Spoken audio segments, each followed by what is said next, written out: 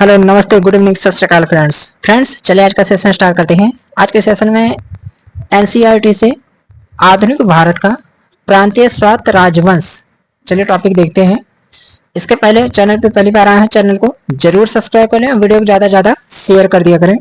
Friends, इसके पहले 18वीं सदी का भारत और भारत में यूरोपीय शक्तियों का आगमन, इसकी वीडियो अपलोड हो चुकी है, डिस्क्रिप्शन बॉक्स में लिंक दे दूंगा, जाकर वहां से जरूर देखिएगा। स्वतंत्र राज्यों का उदय। मुगल साम्राज्य ने अपनी विशेषताओं से संपूर्ण मध्ययुगीन भारत को प्रभावित किया। इसके उत्तरोत्तर शिथिल होते रहने पर एक प्रकार की राजनीतिक शून्यता की स्थिति उत्पन्न होती जा रही थी। इसी समय कुछ स्वतंत्र राज्यों का उदय हुआ, जिनका विवरण निम्न प्रकार है। पहला है हैदराबाद। हैदराबाद की स्थापना 1724 ईस्वी में निजामुल उल मुल्क आसफ जाह ने की थी। निजामुल उल मुल्क का वास्तविक नाम चिनकिलिच खां था। इसने हैदराबाद में आसफ जाही वंश की नींव रखी थी। सैयद बंदियों की शक्ति को समाप्त करने में निजामुल मुल्क आसफ जाह की महत्वपूर्ण भूमिका थी। निजामुल मुल्क आसफ शाह को दक्कन के वायसराय का पद प्राप्त था। इसने 1720 से 22 ईस्वी तक दक्कन में अपनी स्थिति सुदृढ़ की थी। निजामुल मुल्क आसफ जाह 1722 से 24 ईस्वी तक मुगल साम्राज्य में वजीर के पद पर रहा था, किंतु वह वजीर के कार्य से परेशान हो गया, क्योंकि बादशाह मोहम्मद शाह ने प्रशासन में सुधार लाने के लिए उसके सभी प्रयासों को असफल कर दिया। 1748 ईस्वी में निजामुल मुल्क आसफ जाह की मृत्यु के बाद हैदराबाद उन्हें विघटनकारी शक्तियों का शिकार हो गया, जो दिल्ली में सक्रिय थी। अगला राज्य है कर्नाटक। सादत उल्ला खां द्वारा 1720 ईस्वी में कर्नाटक के स्वतंत्र राज्य की स्थापना की गई थी, जिसकी राजधानी अर्काट थी। अर्काट मुगल दक्कन का एक सूबा था और वह हैदराबाद के निजाम के अधिकार में आता था, किंतु यह स्वयं को दक्कन के नवाब से नियंत्रण से मुक्त कर अपने पद को वंशागत बना चुका था।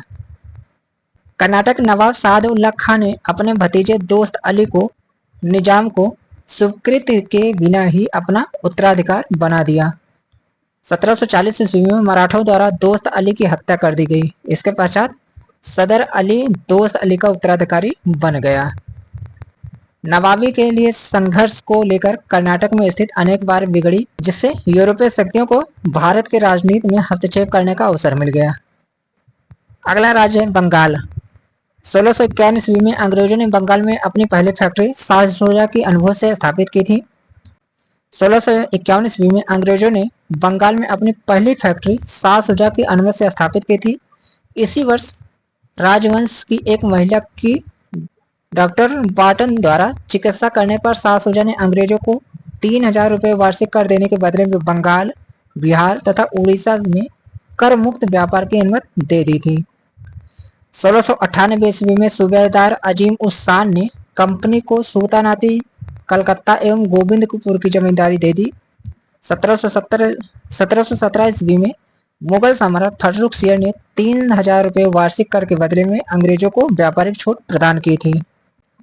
केंद्रीय सत्ता की बढ़ती कमजोरी का लाभ उठाकर मुर्शिद कुली खां एवं अली वर्दी खां ने बंगाल को स्वतंत्र शक्ति के रूप में स्थापित कर दिया। बंगाल पर शासन करने वाले प्रमुख शासक निम्न है। बंगाल पर शासन करने वाला पहला शासक था मुर्शिद कुली खां 1717 से 1727 ईस्वी। औरंगजेब के शासन काल में मुर्शिद कुली खां 1700 ईस्वी में बंगाल का सूबेदार नियुक्त किया गया। 1717 ईस्वी में फारूक शेर ने उसे बंगाल का दीवान घोषित किया, किंतु मुर्शिद कुली खां ने ढाका से अपनी राजधानी मुर्शिदाबाद स्थानांतरित कर स्वयं को स्वतंत्र घोषित किया। इसने जागीर भूमि के काफी बड़े भाग को खालसा भूमि में परिवर्तित कर दिया तथा कृषि प्रथा की शुरुआत की। मुर्शिद कुली खां के शासन काल में 3 विद्रोह हुए थे। पहला विद्रोह सीताराम राय, उदय नारायण और गुलाम मोहम्मद ने तथा दूसरा एवं तीसरा विद्रोह क्रमशः सुजात खां एवं नजात खां ने किया था। 1727 ईस्वी में मुर्शिद कुली खां की मृत्यु के पश्चात उसका दामाद सुजाउद्दीन बंगाल की गद्दी पर बैठा। अगला शासक है सुजाउद्दीन 1727 से 39 ईस्वी। मुर्शीद कुली खां की मृत्यु के बाद सुजाउद्दीन शासक बना। यह मुर्शीद कुली खां का दामाद था। इसके पश्चात इसका बेटा सरफराज खां गद्दी पर बैठा। अगला है सरफराज खां 1739 से 40 ईस्वी। इसने आलम-उद-दौला हैदर जंग की उपाधि ग्रहण कर शासन आरंभ किया, किंतु इसका कार्यकाल 1 वर्ष तक ही रहा। अगला शासक है अलीवर्दी खां 1740 से 56 ईस्वी। 1739 ईस्वी में ही अलीवर्दी खां सरफराज खां को गद्दी से हटाकर स्वयं बंगाल का नवाब बन गया। इसके समय में बंगाल पर मराठों ने रघुनाथ राव के नेतृत्व में 5 बार आक्रमण किया। मराठों के साथ शांति स्थापना के लिए उड़ीसा के क्षेत्र का राजस्व वसूली अधिकार मराठों को प्रदान किया गया।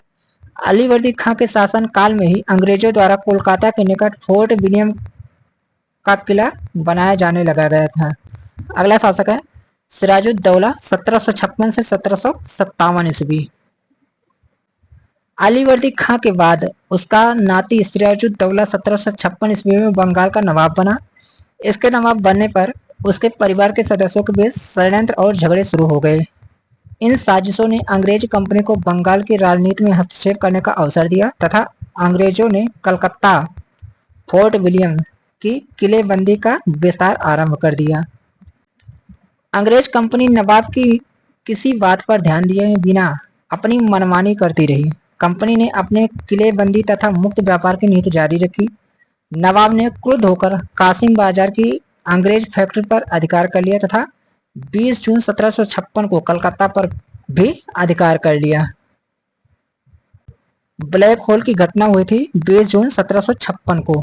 एक अंग्रेज अधिकारी जेड हॉलवेल के अनुसार नवाब ने 20 जून की रात में 146 अंग्रेज बंदियों को 18 फुट लंबी एवं 14-10 फुट चौड़ी कोठरी में बंद कर दिया। अगले दिन हॉलवेल सहित मात्र 28 व्यक्ति जीवित बचे। इतिहास में इस घटना को ब्लैक होल त्रासदी के नाम से जाना जाता है। प्लासी का युद्ध 1754 ईस्वी। अंग्रेजों और सिराजुद्दौला के मध्य प्लासी में 23 जून 1757 को युद्ध हुआ। इस युद्ध में मीर जाफर तथा उसके अन्य सहयोगियों ने भाग नहीं लिया। इस प्रकार प्लासी के युद्ध में नवाब की पराजय हुई। अगला है प्लासी का युद्ध 1757 ईस्वी होगा। 1757 ईस्वी। अंग्रेज और सिराजुद्दौला के मध्य प्लासी में 23 जून 1757 को युद्ध हुआ। इस युद्ध में मीर जाफर तथा उसके अन्य सहयोगियों ने भाग नहीं लिया। इस प्रकार प्लासी के युद्ध में नवाब की पराजय हुई। इस युद्ध में मीर मर्दान तथा मोहन लाल ने नवाब का साथ दिया तथा नवाब को पकड़ लिया गया और मीर जाफर के बेटे मीरन ने नवाब की हत्या कर दी। इस युद्ध में अंग्रेजी सेना का नेतृत्व रॉबर्ट क्लाइव तथा सिराजुद्दौला की सेना का नेतृत्व मीर जाफर तथा राय दुर्लभ राय ने किया था। युद्ध में मीर जाफर की गलत रणनीतियों के कारण सिराजुद्दौला युद्ध भूमि में मारा गया। इस युद्ध ने भारत का राजनीतिक स्वरूप बदल दिया। मीर जाफर 1757 से 60 ईस्वी। अंग्रेजों ने मीर जाफर को बंगाल का नवाब घोषित किया। बदले में कंपनी को बंगाल, बिहार और उड़ीसा में मुक्त व्यापार का अधिकार मिल गया तथा कलकत्ता के समीप 24 परगने में जमींदारी भी प्राप्त हुई। कलकत्ता पर आक्रमण करने के हर्जाने के रूप में मीर जाफर ने कंपनी को और नगर के व्यापारियों को 1 करोड़ 77 लाख रुपए दिए तथा साथ ही अधिकारियों को रिश्वत दी गई। प्लासी के युद्ध के उपरांत भारत में ब्रिटिश सत्ता की स्थापना की शुरुआत हुई और नवाब उसकी कठपुतली बन गया था। यद्यपि मीर जाफर ने कंपनी की सहायता से ही गद्दी प्राप्त की थी, किंतु वह पश्चाताप करने लगा क्योंकि कंपनी की उपहार और रिश्वत संबंधी मांगों से उसका खजाना खाली होने लगा था। मीर कासिम 1760 से 63 ईस्वी। कंपनी ने अक्टूबर 1760 में मीर जाफर के स्थान पर उसके दामाद मीर कासिम को बंगाल का नवाब नियुक्त किया था। मीर कासिम ने नवाब बनते ही कंपनी को बर्धमान, मिदनापुर और चिटगांव जिलों की जमींदारी सौंप दी थी। मीर कासिम एक योग्य, कुशल और शक्तिशाली शासक था। वह बंगाल में अंग्रेजों के खिलाफ एक खतरा बन गया था। मीर कासिम ने यह महसूस किया कि स्वतंत्रता बनाए रखने हेतु धन और कुशल सेना की आवश्यकता है। अतः उसने राजस्व प्रशासन से भ्रष्टाचार समाप्त कर यूरोपीय आधार पर एक आधुनिक एवं अनुशासित सेना के गठन का प्रयास किया। इसके साथ ही नवाब 1717 ईस्वी के शाही फरमान का कंपनी के नौकरों द्वारा दुरुपयोग रोकने का प्रयास कर रहा था, जबकि इन नौकरों की मांग थी कि उनका माल चाहे आयात के लिए हो या निर्यात के लिए उस पर कोई चुंगी न लगाई जाए। नवाब ने भारतीय व्यापारियों एवं सौदागरों के हितों के लिए अनेक कार्य किए तथा चुंगी वसूली समाप्त कर दी, जो पहले भारतीय व्यापारियों को देनी होती थी। इस प्रकार अंग्रेज भारतीय व्यापारियों एवं अंग्रेज व्यापारियों को व्यापार में समानता का अधिकार देने को तैयार नहीं थे। इन्होंने भारतीय व्यापारियों पर पुनः कर लगाए जाने की मांग की। मीर कासिम की इन्हीं नीतियों के कारण कंपनी ने उसे हटाने का निर्णय लिया था। इसी के चलते हुआ बक्सर का युद्ध। 1763 में जो लड़ाई हुई उसमें मीर कासिम की सेना पराजित हो गई तथा नवाब को बंगाल और बिहार से पलायन करना पड़ा। पराजित होने के पश्चात मीर कासिम ने अवध के नवाब सुजाउद्दौला तथा तत्कालिक मुगल शासक शाह आलम द्वितीय के साथ एक समझौता किया। 22 अक्टूबर 1764 को हुए बक्सर के युद्ध में इन तीनों सहयोगियों को कंपनी के सेना के हाथों पराजित होना पड़ा। यह युद्ध भारतीय इतिहास के सबसे निर्णायक युद्धों में से एक था, क्योंकि इसने दो बड़ी भारतीय शक्तियों की संयुक्त सेना का अंग्रेज सेना की श्रेष्ठता सिद्ध कर दी। इस युद्ध ने अंग्रेजों को बंगाल, बिहार और उड़ीसा का निर्विवाद शासक बना दिया। नजमुद्दौला 1765 ईस्वी। 1763 ईस्वी में अंग्रेजों ने मीर जाफर को पुनः नवाब बना दिया तथा कंपनी और उसके अधिकारियों के लिए बड़ी रकमें ली गई। मीर जाफर की मृत्यु के पश्चात उसके दूसरे पुत्र निजामुद्दौला को गद्दी पर बैठाया गया। अंग्रेजों ने 20 फरवरी 1765 को नजमुद्दौला से एक संधि पर हस्ताक्षर करवाए। इस संधि के अनुसार नवाब को अपनी सेना भंग कर देना तथा बंगाल का शासन एक नायब सूबेदार के माध्यम से संचालित करना था, जिसकी नियुक्ति कंपनी को करनी थी, जिसे कंपनी की स्वीकृति के बिना हटाया नहीं जा सकता था। इस प्रकार कंपनी ने बंगाल के प्रशासन पर पूर्ण अधिकार कर लिया। 1765 ईस्वी में सुजाउद्दौला और शाह आलम ने इलाहाबाद में क्लाइव, जो उस समय कंपनी का गवर्नर था, के साथ इलाहाबाद की दो अलग अलग संधियां की। द्वैध शासन। 1765 ईस्वी में ईस्ट इंडिया कंपनी बंगाल की वास्तविक स्वामी बन गई। कंपनी की सेना का बंगाल पर नियंत्रण स्थापित हो गया और राजनीति की संपूर्ण शक्ति इसके अधीन हो गई। दीवान के रूप में कंपनी प्रत्यक्ष रूप से राजस्व वसूलने लगी। इस प्रकार कंपनी को अपना उप सूबेदार नामांकित करने का अधिकार मिल गया तथा कंपनी का निजामत अथवा पुलिस और न्याय की शक्तियों पर पूर्ण नियंत्रण स्थापित हो गया। इस व्यवस्था को दोहरी या द्वैध सरकार कहा गया। इस व्यवस्था द्वैध शासन में कंपनी का सत्ता पर पूर्ण अधिकार हो गया, जबकि उसके ऊपर किसी प्रकार का उत्तरदायित्व नहीं था। फ्रेंड्स, इसके आगे के वीडियो अवध, मैसूर, केरल, राजपूत राज्य, ये सारे टॉपिक आपको नेक्स्ट वीडियो में मिलेंगे। इसके पहले चैनल पे पहली बार आए हैं, चैनल को जरूर सब्सक्राइब कर लें, वीडियो को ज़्यादा से ज़्यादा शेयर कर दें, जिससे ज़्यादा से ज़्यादा लोग जुड़ सकें। चलिए मिलते हैं किसी नेक्स्ट वीडियो में, तब तक के लिए थैंक यू फॉर वॉचिंग।